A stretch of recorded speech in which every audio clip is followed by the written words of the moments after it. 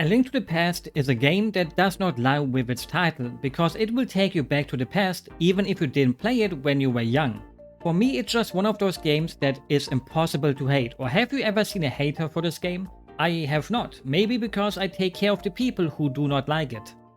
From all the Zelda games, this one has the most badass intro, waking up in the middle of the night because Zelda sent you a health message right into your brain. Your uncle leaving and telling you to stay home because it's dangerous and wild out there. But who listens to their uncle anyways? Uncles are the cool guys who actually allow you to do anything when they have to babysit you after all. So you step out and it's a rainy night with all of the guards telling you to go back home too because you're a dumb baby. It just lets you play right from the start, no cutscenes, no anything. If you want to know about the story, you gotta watch the intro on the main menu or read the manual. Not like it matters because let me tell you the story in one sentence. Zelda was kidnapped by an evil wizard and now you have to save her. That's all. With these 3D Zeldas, especially starting with Twilight Princess, the beginning of the games were always seen as fairly slow, and there are also many complaints about lots of handholding, mostly from Navi and Fi. Midna got kinda safe from that, maybe for that hip to waist ratio, because how could anyone ever say anything mean about her thanks to those hips? But what if I told you it already existed here too? If you take too long to find the hidden path into the castle, the game basically just spoils it. I didn't know that the game does that either, till I just took my time to look around at the start and then the message appeared when I was already inside the castle anyways. But aside from that, the game does not hold your hand at all, except if you seek out help by the fortune teller. Despite holding hands being a nice thing if it's with another person, I hope everyone can experience it at least once in their life, with the person they love. Before I really start talking about the game, I want to tell a little story about how my first experience with it wasn't even the game itself but Graal Online. A game that's a bit hard to explain. It was or is some kind of MMO, but I mostly used it as an interactive chat room for the most part, and the game had many different worlds and styles. There was a world where you could play Mafia and shoot with guns, but I stuck to this. Look at it. To this day I still have no idea how Nintendo never went after the company behind it. They straight up yoinked the art style and even some of the assets. I even got jump scared by myself when trying to find some classic videos about the German server called Atlantis that I always played on. I did not remember writing it, but well, it was 14 years ago. There could be someone watching this video who wasn't even born at the time of me writing that comment. Being all nostalgic about having my own house on the server because I even had one of the admins of it on my friend list on AOL. Maybe Anton will see this video and remember me, even though I had some stupid name like Metal Greymon 12, can't even remember the exact number or name. And all the fun events on the server, like they made a game version of the TV show Big Brother, or every Halloween or on other holidays there were tons of people at the in-game arcade to play tons of minigames together. This was my first experience with A Link to the Past because it played exactly like it, and looked like it too since they stole the style. For me it was like playing a single player version of Graal Online when I played A Link to the Past. So I have to thank Nintendo for never shutting down Graal Online when I played it all the way back in like 2004. But also fuck you Nintendo anyways for shutting down fan games, but it is what it is. Back to the beginning of the game because it set the standard for many Zelda games to come, especially for the 2D ones. It teaches you the basics of Zelda in a natural way. Like this little moment down in the sewers where you have to push a block is basically the game teaching you, hey, you can push blocks around to open doors or clear a path for yourself. There's probably a few people who got stuck here because they didn't know you can push blocks like this, but it's up to you to find out that you can do that since there's no other way. It sounds simple to someone who has played any Zelda game before, but it's easy to forget that for many people this may have been their first and so they didn't know the rules of them yet, or people who only played Breath of the Wild or Tears of the Kingdom and wanted to check out the classics.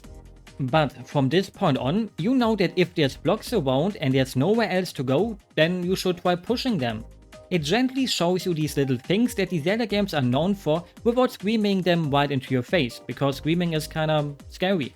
The typical cracks in the walls that you can destroy with bombs, random bushes that stand around by themselves so you can cut them down to reveal a hole, and so on. Sometimes I wish all my memories from any Zelda game could get removed so I could fully experience them again for the very first time. I love replaying them, and I also love how short A Link to the Past is if you know your way around. I got stuck here and there a bit since I haven't played it in a while without using a randomizer, but it only took me around 5 hours. All killer, no filler, how the cool kids say nowadays. I think that's what they say. There's really nothing stopping you from enjoying dungeon after dungeon after dungeon. When you want to replay other older Zelda games, you always have to do some little things here and there before you get to the dungeons. Well, here you don't really have to do that. It's the perfect Zelda game for someone who only wants the dungeons. Nowadays there's ROM hacks that do the same for Ocarina of Time, for example, where you only get the dungeons, but here it was pretty much already made like this.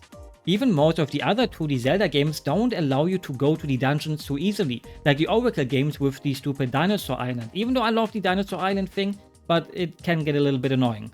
Some dungeons do require you to get a certain item though, but it takes like 20 seconds if you know what to do. I'm not afraid to admit that when I played it for the first time, I could not figure out how to enter the Desert Palace. Because you need to get a book to be able to read the language on the stone to open the entrance. Even though it's quite easy to find it because right next to the dungeon you have a little cave with an old fart inside who will tell you that you need a book and you can find it in the library. Where else? But somehow I missed this guy and just went all around Hyrule trying to find a way to advance. Would I still have done the same mistake nowadays? Probably not, since I'm at least 20% smarter than when I was a kid. Many people would say it's the other way around for me, but I think I'm smarter than back then. The first 3 dungeons are fairly basic, but they kinda have to be, right? Still teaching the player about a few things like hitting these crystal balls to change the layout of the dungeon a bit. Or having balls rolling right at you, in a fairly lame way. I wish they would have made the ball gimmick in the first dungeon a bit more ballsy. Like imagine having more big balls following you around like in Indiana Jones and not just this one big ball. You know who only had one ball too? Yep, you don't want to be like that guy. But getting the bow so early in the game is pretty nice. What I always loved about the Desert Palace is that it allows you to go outside, something I don't do enough in my actual life. You're inside the dungeon and then plop, suddenly you're out of it, even though you're still inside of it since it's a part of it pretty much even though you're outside. I don't know why, but I just love that. It also has the tiles on the floor that come alive and try to murder you, and I have to say, you are a pussy if you do the typical stand in the corner and destroy them that way tactic. I'm a cuck and even I do not like to stand in the corner here and just watch. It's fun to dodge them, go do that. And then there's the mind-blowing wall that moves right before the boss. Looks a bit silly now, but back in the day people probably had their brain explode and its insides getting splattered all over the room when seeing this. I have to say I love tower dungeons in Zelda games, even Eagle Tower despite many people hating it. Link's Awakening was my first Zelda game ever, so I can't say anything bad about it. And I also love the tower dungeon here. Who doesn't enjoy going up and falling down through holes you have to pick from to land somewhere new? I love falling into holes. It also introduced Maldorm. I love this dumb worm in any game he appears in. It was always one of my many dreams to see him in a 3D Zelda game and so far, it wasn't answered yet, just like my other dreams. Now you're pretty much already done with the game, right? Just have to pick up the Master Sword and enjoy how beautiful this part of the forest looks, with all the animals around too. How could anyone look at this and not think, wow, this is beautiful? Even though it's already over the age of 30, I mean, MILFs are in great demand nowadays. Why go for something young if you, can have also something old that's beautiful, you know? With the Master Sword in hand, you go to Hyrule Castle to save Zelda. Make your way through some rooms and kill everything in them till it's time to beat the evil wizard with some good old classic tennis. Yay, we saved Zelda in Hyrule. The game is over, time for the credits, but no. The big moment. Thinking the game is over, but you still have so much more game to play. At least if you didn't know this is gonna happen. I was already spoiled on it, but it was still so cool because of the Dark World theme and getting to see Hyrule through a different lens, a dirty one. Like your monitor screen, I bet you haven't cleaned it in a while, right? Go do it right now, or your windows. Otherwise the black mold will get you. Everything is mean and dark now, like the real world. Gone is the happy Hyrule where you would like to live. Unless you like creepy trees who watch every step you take. Because they were human once. Just like me, and you, probably. Maybe you're not a human, maybe I'm not, I don't know. I wonder how it would feel like to crawl into its big nose. Or I think it's mostly its mouth. Maybe it's both in one. I don't know why, but something about it twitching like this feels weird. Kakariko is just empty now, except for enemies and ghosts, but at least you can become a thief and steal tons of rupees here. Imagine being a poor little ghost and you're saving up to buy Christmas presents for your ghost kids, but then some random person comes in, steals your money, and just walks away as if nothing happened. Link is normally green, just like the Grinch. But Link back in the day was Christian, so he wouldn't ruin someone's Christmas on purpose, right? Look at how cute the Nia sprite looks when she's praying. I kinda want to pray now. Maybe I'm gonna become a Christian, I don't know. While it's mostly the same map, just in a different skin, it still blows your mind, especially since there's a whole 7 new dungeons, or 8 if we count Ganon's Tower. You would maybe expect like 4 or 5 new dungeons, but no, 7. What a big number. And you get to rescue 7 hot babes too while you're at it, because well, guess those wise men didn't got any sons, only daughters for whatever reason. Maybe Link doesn't want to save men, I don't know. And the best thing about it, you can decide what dungeon you want to do first after the Palace of Darkness. The game pushes you into a direction since they're numbered on the map, but you can just do your own thing at first. For example, you can't do the Ice Palace without doing the Thieves Hideout or the Skull Woods because you need the Fire Ward and the better gloves. So in the end, the freedom is a bit of an illusion except for the first 3 dungeons you can do here. We don't have free will anyway, so who cares? I basically love every single dungeon here, with the big exception of Turtle Walk. I hate it, and I wish they would have just called it Misery Walk, instead of giving Misery Maya that name. Because all I feel is misery when having to go through it with all the slow moving platforms and stuff. These are like auto-scrollers in any 2D jumpin' one. Nobody likes staying around and kinda doing nothing. I already do that with my own life. I don't need more nothing in video games too, except that you can choose your direction on it, just like in life. Don't like your life? Change the path you're on. Or be like me, complain about it and change nothing. I actually like my life, for the most part. We all have those days, right? On my replay, I didn't even dislike it as much as before anymore. This felt like finally getting that divorce over with, which took a long time, but in the end you both came to a mutual understanding. It still sucks, but you are also happy it happened. And Nintendo themselves knew how annoying the path to the boss would be, again, if you had to restart from the start if you die in it, so instead they gave the dungeon 2 checkpoints pretty much. So whenever you die you just restart from the other entrances, instead of putting you right at the front door again. The view from here sucks. It's like getting the cheapest hotel possible, with bed bugs included. This is why I don't go on vacations. I'm too afraid to bring bed bugs back with me. They can even happen at fancy hotels, but I'm not gonna take the risk. All of them also have that one big gimmick in them that they're mostly centered about. Turtle Walk had the platforms, Warm Palace is all about the water that you also had to drain at first. Skull Woods makes you fall into the dungeon at different points through the overworld. The Ice Palace is, do I even have to say it? They're all doing their little things that makes them stand out from each other, something we all may have done in real life too. With maybe the exception of the Thieves Hideout. It just kinda exists, except that you have to bomb open the ceiling to let light in so the cute girl actually turns into the boss. You know, I don't mind it if a cute lady is a monster on the inside as long as she's cute.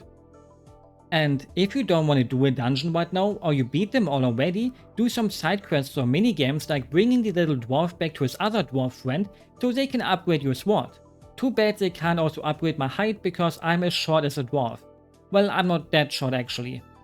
Just don't forget to get the silver arrows from the Fat Fairy and the last upgrade for the sword. Another point where I got stuck back in the day because it's a bit mean. You see the big crack in the wall and think gotta bomb it open, but a normal bomb does not work, so what do? No idea. You might find the bomb shop in Link's house in the Dark World, but the mean thing is, this guy does not sell the super bomb till you beat the last 2 dungeons. And I like finding my bombs in bushes instead, so I never went back in it till eventually I did because there was no other place to check and he sold the super bomb now that can kaboom the wall for it. Why can't you stock it from the start? Obviously you would make it too overpowered if you get the sword and silver arrows right at the start of the Dark World, but just make the fairy not give it to you and say, hey, do dungeons, I don't care. This guy sucks. I googled and apparently the fortune teller tells you he is stocking a new super duper bomb, but let's be honest, did we ever use the fortune teller? I never did because I wanted to find out things by myself. This sounds like I'm complaining about it, but I am not. I actually love being lost in this world. Also, the fairy implies that Ganon made her fat, and since he's a big boy, she might be telling the truth since big and big is like a Big Mac together. Or maybe she's just blaming him for her health and weight issues, which isn't the way to go. He may be evil, but not that evil. Actually, he is that evil and makes people fat since in the credits we can see her being slim again. I guess Ganon really has a certain type. Maybe Ganon also secretly is ruling over America and that's why most Americans are so obese. Then you go into Ganon's tower and beat the shit out of him for making people fat, if he would actually be in there, but he's not, so get trolled. even though he is kinda here, but he turns into a bat because he can just do that and flies away. It's the perfect dungeon to end the game with because you gotta use everything you have learned, but it's quite hard. Not the super duper kind of hard that makes you bite into your controller, but most of the maybe annoying kind of hard, where here and there you will take damage and end up being on only a few hearts before the boss. Better make sure to bring some potions, unless your potion seller thinks his potions are too strong for you. And you better always get the bottle from the homeless friend who lives under the bridge. I just love this dude, he reminds me of myself. I could easily live here too, if he had electricity under the bridge. And so a beautiful game ends after you kick Ganon's big butt, because his butt is really big because he's a big pig. I kinda miss fighting him like this. Like obviously Breath of the Wild had Ganon again, but it's not the same when he's like too big, you know? And the game just has the kind of credits you just have to love. Seeing most of the NPCs again, and even the guy who keeps kicking around the pink blob gets a happy ending because they became real friends. I wish I would be a pink blob. Blobbity blob. Your uncle is also back, for whatever reason, even though he kinda died. I think it's because the Triforce allows you to wish for something and Link really wanted his uncle back, so he wished for him to be revived. Or maybe I'm looking too deep into it and he just survived that one night in the sewers. One of the biggest flaws of the game is, just like any other 2D Zelda game back in the day, is having to go into the menu a lot to switch your item around. Fine, this makes sense for Link's Awakening or the Oracle games because you only have 2 buttons. But did Nintendo forget that the Super Nintendo controller has an L and R button? In the manual, for some reason, they don't even call it the L button, but just the button. Where did the L go? In the Randomizer nowadays, you can pick the option that you are allowed to switch through the items quickly with L and R, and it's great. It's not really a flaw that makes you think the game is totally worse because of it, but it would have been nice, right, if that also existed in the actual game. Even if the menu is pretty fast and not cluttered. Eventually you just know where the item you want right now is and quickly go there. Aside from that though, it's really hard for me to find any flaws. I even like the combat for the most part. It's simple but still fun in a way, except for when an enemy gets on top of you, then it's a bit annoying to lose them again. They really want your ass once they have gotten a taste of it.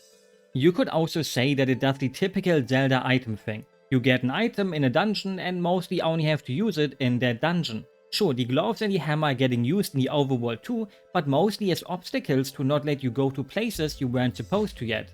And then there's also so many optional items for some reason, like the magic cape. I never use it, maybe it's because I don't think that capes are cool. If you have seen my Mario World video, you know why. Same with the Ice Ward or also the Cane of Briner. They exist, but for no good reason really. I guess also the dungeons could maybe feel a bit generic since they mostly look the same, and especially since they also all use the same music. But I think for myself, they set themselves apart enough.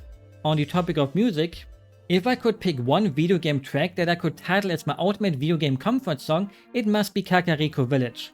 Every time I hear the track, I just want to lay down on a big field full of beautiful green grass. Some little flowers here and there, looking up at the blue sky with a gentle summer breeze and listening to some birds singing. Things change over time, just like how its theme has changed, and while I still enjoy Twilight Princess's version of it, I really don't like the one in Breath of the Wild or Tears of the Kingdom. It's just too far away from the original for me to really think of it as a fitting Kakariko Village theme. Not to say it's bad, but for me this is the Kakariko theme. I don't think it's wrong to wish that some things just stay the same, but you sadly won't get everything in life that you wish for. Santa taught me this at a young age. I mean, that's why it's called comfort food or comfort game or comfort music after all. It makes you think of times when life was beautiful and it looked like the world belonged to you. Then the harsh reality sets in that running away from your problems is easier when wishing you were young again. Some people get stuck in their nostalgia, while others can do the healthy thing and move on, to try to make even more wonderful memories, which is also fine. I do a mix of both. Who cares about doing the healthy thing though? Do what you want to do. If you want to endlessly collect mushrooms and do dubious things with them and the old witch, go ahead and do that. I don't normally take weird substances and fill my body up with them, but I would do it if Maple would need a new guinea pig for her magic. I should have played the GBA version so that she shows up at the witch house. I just really love witches and have a thing for their big heads. And then there's the Randomizer, who I love a lot. The Zelda games are like the only games, with the exception of the Souls games, but they are a pain in the ass to set them up, where I really love to use the randomizers off. Testing your knowledge of where you can go with this or that item, maybe even learning a few tricks here and there, or learning the layout of the dark rooms where you don't have a lamp. It's just fun, and the runs are fairly short too when you get used to them. And if you become too good at the normal way of playing it, you can activate settings like Key Sanity, where the keys in the dungeons can be randomized too, so you can find the key for one dungeon in a completely different dungeon. Or the Entrance Randomizer, where every door is also randomized, so you may want to go into a house in Kakariko, but end up in a late game dungeon. There's so many possibilities to experience the game in a completely new way. It also fixes the biggest problem that I have with A Link to the Past, since you can use a music pack, made from songs from other games, anime or anything really. The overworld theme is great, the Dark World theme is iconic, and I already talked about Kakariko Village. There's some other tracks like Hyrule Castle or The Forest who are also fine, but the first dungeons all share the same theme, and the later dungeons have a different theme, but also for all of them. You will hear this song for pretty much 70% of your playthrough, and it's okay for one dungeon, or even two, but for 7, it will get to you. But that's the only big complaint I really have about this game. Everything else just flows so well together, like a river that makes you want to jump into it, but it's one of those rivers that looks really harmless but will pull you under and make you drown and die. Because you won't be able to escape Zelda games afterwards anymore, in which most Zelda clones would be as good as this. There's so many 2D Zelda wannabes out there, but almost none of them can reach any of the originals. And 3D wise, there's pretty much nothing that can compare to the 3D Zelda games, the classic ones. And I'm not even totally biased, since my first 2D games were Link's Awakening and the Oracle games before I played A Link to the Past. I love those games even more, and I already sound like a total fanboy of this game. Just gotta wait for my videos on those to really see how hard I can praise and chill certain games. What can I say, I just really love Zelda games. With the exception of Zelda 2 and Tears of the Kingdom, those would land very high on the list of games I actually hate the most. I even wanted to do reviews for every Zelda game and started with the first one, and then I realized, oh, I have to review Zelda 2 next after the first one. And then I just stopped with those videos, till I realized, hey, I can just do whatever the hell I want to do, I don't need to be in order, so yay for A Link to the Past. With that said, I hope you enjoyed the video and will have a good day, a good night, or whatever fits your time zone, and I hope I didn't sound too much like a fanboy, but I just really wanted to talk about the game, and I also left out a lot. There's so much more in the game, and you should play it if you haven't. There's just so much in such a little game, and it shows that you should not underestimate short things, like me. Even though I'm not really great at anything, but hey. Bye bye.